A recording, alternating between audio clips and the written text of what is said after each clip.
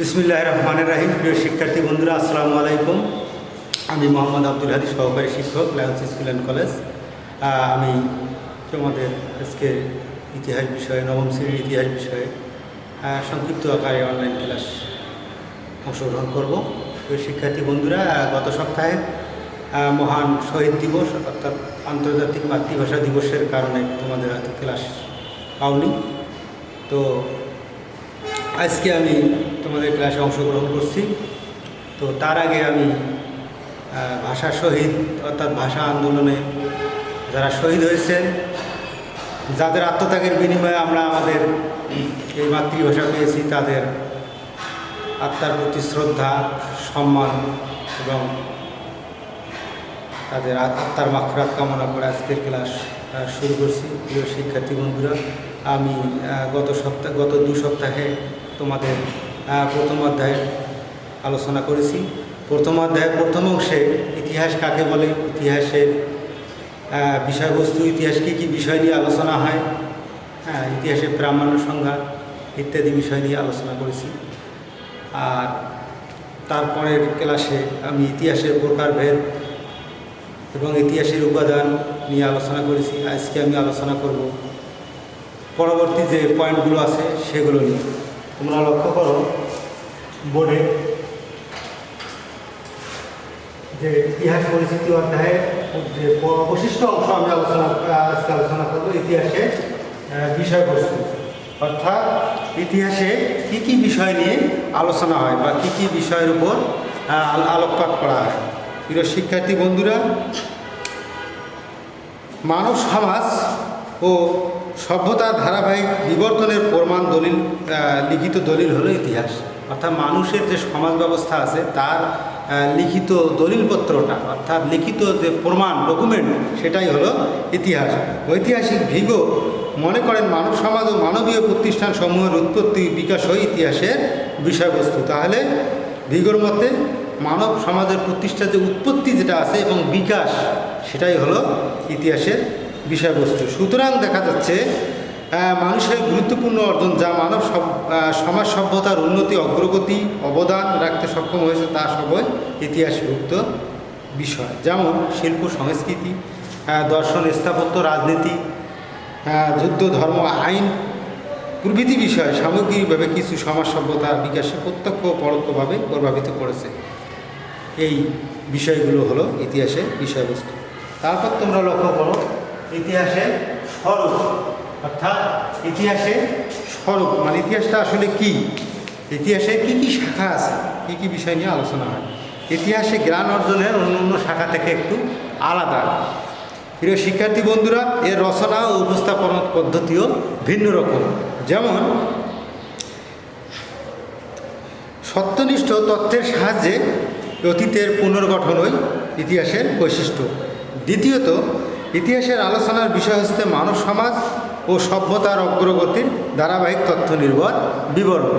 তৃতীয়ত, ইতিহাস থেমে থাকে না, এটি একটি গতিশীল এবং বহমান অর্থাৎ চলমান, যে কারণে প্রাচীন যুগ, মধ্যযুগ, আধুনিক যুগ এবং সন তারিখ ভাগ করে ব্যবহার করা কঠিন। আবার পরিবর্তনের ধারাও একসঙ্গে ঘটেনি। চতুর্থ অর্থাৎ 4 নম্বরে, ঘটে যাওয়া ঘটনার সঠিক বিবরণ পরবর্তী প্রজন্মের কাছে পৌঁছে দেওয়া বা তুলে ধরাও ইতিহাসের বৈশিষ্ট্য। তবে ঘটনা নিরপেক্ষ বর্ণনা না হলে সেটা সঠিক ইতিহাস বলে গণ্য হবে না। অর্থাৎ সত্য ঘটনা হতে হবে, সত্য নির্ভর, তথ্য নির্ভর, উপযুক্ত তথ্য প্রমাণটাই হলো ইতিহাসের মূল স্বরূপ। তারপর দেখো ইতিহাসের পরিসর, অর্থাৎ ইতিহাসের পরিসর, অর্থাৎ ইতিহাসের বিষয়ের কী কী পরিসর, অর্থাৎ কী কী বিষয় আমরা লক্ষ্য করি। মানুষ কর্তৃক সম্পাদিত সকল বিষয় ইতিহাসের আওতাভুক্ত। সময়ের বিবর্তনের সঙ্গে সঙ্গে ইতিহাসের রচনা, চর্চা, গবেষণা, বৈজ্ঞানিক পদ্ধতি অনুষ্ঠিত হচ্ছে, ফলে ইতিহাসের শাখা প্রশাখা বৃদ্ধি পাচ্ছে, বিস্তৃত হতে হচ্ছে ইতিহাসের সীমানা। যেমন 19 শতকে রাজনীতি ইতিহাসের বিষয় হলেও মার্ক্সবাদ প্রকাশের পর অর্থনীতি, সমাজ, শিল্পকলা ইতিহাসে রচিত হতে থাকে। এভাবে একের পর এক বিষয় ইতিহাসভুক্ত হচ্ছে আর সম্প্রসারিত হচ্ছে ইতিহাসের পরিসর ও পরিধি। ইতিহাস পাঠের প্রয়োজনীয়তা। তারপর দেখো তোমরা ইতিহাস পাঠে ইতিহাস পাঠের প্রয়োজনীয়তা, অর্থাৎ কেন আমরা ইতিহাস পড়ব তার প্রয়োজনীয়তা। কেন আমরা ইতিহাস পাঠ করব, কেন আমরা ইতিহাস জানবো, কেন আমরা ইতিহাস পড়ব তার প্রয়োজনীয়তা আছে ইতিহাস পাঠে। যেমন মানব সমাজ ও সভ্যতার বিবর্তনের সত্য নির্ভর বিবরণও হচ্ছে ইতিহাস। মানব সভ্যতার সত্য নির্ভর যে ঘটনাগুলো হচ্ছে তার একমাত্র নির্ভরযোগ্য বিবরণ হচ্ছে ইতিহাস। ইতিহাস ছাড়া আমরা কোনো ঘটনা জানতে পারি না। এ কারণে জ্ঞান চর্চার শাখা হিসেবে ইতিহাস কি গুরুত্ব অপরিসীম। সুতরাং দেশ ও জাতির স্বার্থে এবং ব্যক্তির প্রয়োজনে ইতিহাস পাঠে গুরুত্ব আছে বা গুরুত্ব অনস্বীকার্য গুরুত্বপূর্ণ ভূমিকা পালন করে। প্রিয় শিক্ষার্থী বন্ধুরা, এখানে কয়েকটা পয়েন্ট আছে, দেখো ইতিহাস পাঠের প্রয়োজনীয়তা। 1 নম্বর, জ্ঞান ও আত্মমর্যাদা বৃদ্ধি করে। জ্ঞান ও আত্মমর্যাদা বৃদ্ধি করে। ইতিহাস পাঠ করলে আমরা কি অতীতের সত্যনিষ্ঠ বর্ণনা মানুষের জ্ঞানের পরিধি বৃদ্ধি করতে সাহায্য করে। মানুষ জানতে পারে বিভিন্ন ঘটনা, এই কারণে তাদের কি জ্ঞান ও মর্যাদা বৃদ্ধি পায়।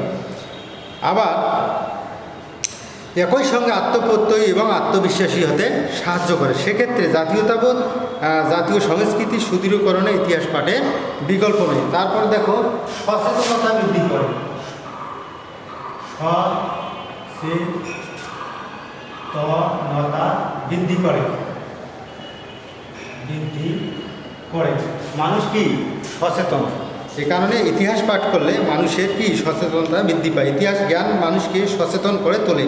উত্থান পতন, সভ্যতার বিকাশ পতনের কারণগুলো জানতে পারলে মানুষ ভালো মন্দের পার্থক্যটা সহজেই বুঝতে পারে। ফলে সে তার কর্মের পরিণতি সম্পর্কে সচেতন হয়। অর্থাৎ ইতিহাসের বিভিন্ন ঘটনা থেকে মানুষ শিক্ষা গ্রহণ করে, যার ফলে সে কি সচেতন হয় এবং মানুষের সচেতনতা বৃদ্ধি করে।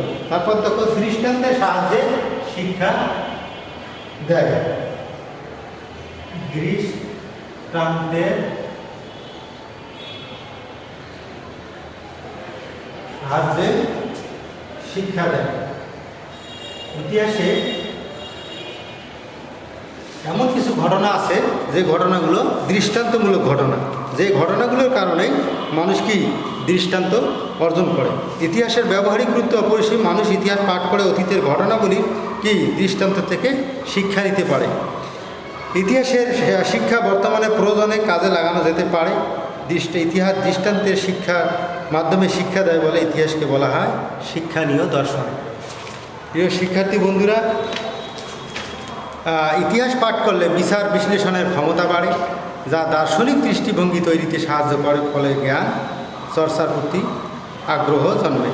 শিক্ষার্থী বন্ধুরা, এখন তোমাদের বাসার কাজ হলো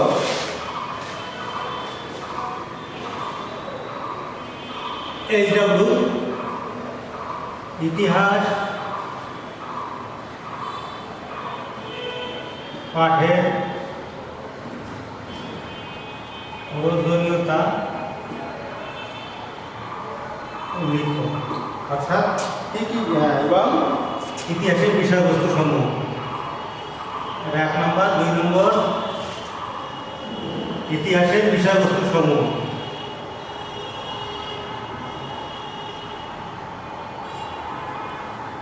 বিষয় বস্তু লিখো। প্রিয় শিক্ষার্থী বন্ধুরা, এইগুলো আজকের অনলাইন ক্লাস শেষ করছি। তোমরা সবাই সুস্থ থাকো, ভালো থাকো। আসসালামু আলাইকুম।